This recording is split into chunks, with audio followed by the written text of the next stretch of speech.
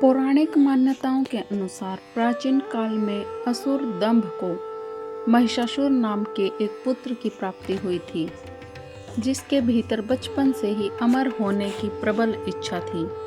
अपनी इसी इच्छा की पूर्ति के लिए उसने अमर होने का वरदान हासिल करने के लिए ब्रह्मा जी की घोर तपस्या आरंभ की। महिषासुर द्वारा की गई इस कठोर तपस्या से ब्रह्मा जी प्रसन्न हुए और उसे मनचाहा वरदान मांगने को कहा। ऐसे में महिषासुर को सिर्फ अमर होना था, इसलिए उसने ब्रह्मा जी से वरदान मांगते हुए खुद को अमर करने के लिए उन्हें मजबूर कर दिया। परंतु ब्रह्मा जी ने महिषासुर को अमरता का वरदान देने की बात ये कहते हुए टाल दी कि जन्म और मृत्यु ये सब जन्म के समय ही निश्चित होते हैं, इसीलिए अमरता जैसी किसी बात का कोई अस्तित्व नहीं है। इसके बाद ब्रह्मा जी की बात सुनकर महिषासुर ने उनसे एक अन्य वरदान मांगा और उन्होंने कहा कि ठीक है स्वामी, यदि मृत्यु होना तय है तो मुझे ऐसा वरदान दीजिए कि मेरी मृत्यु किसी स्त्री के हाथ से ही हो। इसके अलावा अन्य कोई दैत्य, मानव या देवता कोई भी मेरा वध न कर सके। इसके बाद ब्रह्मा जी ने महिषासुर को दूसरा वरदान दे दिया।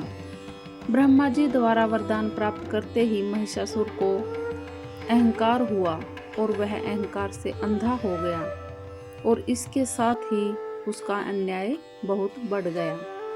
मौत के भय से मुक्त होकर उसने अपनी सेना के साथ पृथ्वी लोक पर आक्रमण कर दिया।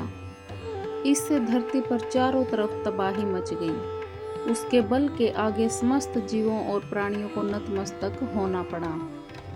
इसके बाद पृथ्वी और पाताल को अपने अधीन करने के बाद अहंकारी महिषासुर ने इंद्रलोक पर भी आक्रमण कर दिया, जिसमें उन्होंने इंद्रदेव को पराजित कर स्वर्ग पर भी कब्जा कर लिया।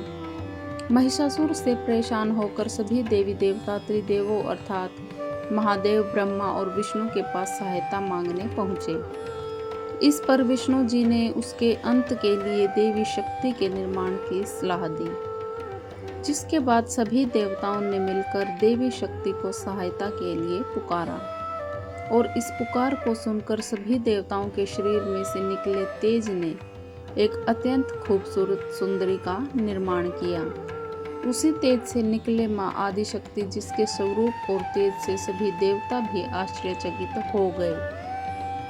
त्रिदेवों की मदद से निर्मित हुई देवी दुर्गा को हिमवान ने सवारी के लिए सिंह दिया और इसी प्रकार वहां मौजूद सभी देवताओं ने भी मां को अपने अपने एक एक अस्त्र सौंपे और इस तरह स्वर्ग में देवी दुर्गा को इस समस्या हेतु तैयार किया गया।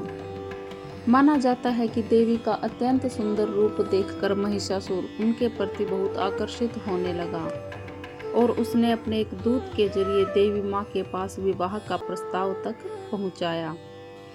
अहंकारी महिषासुर को इस ओछी हरकत ने देवी भगवती को अत्यधिक क्रोधित कर दिया, जिसके बाद ही माँ ने महिषासुर को युद्ध के लिए ललकारा।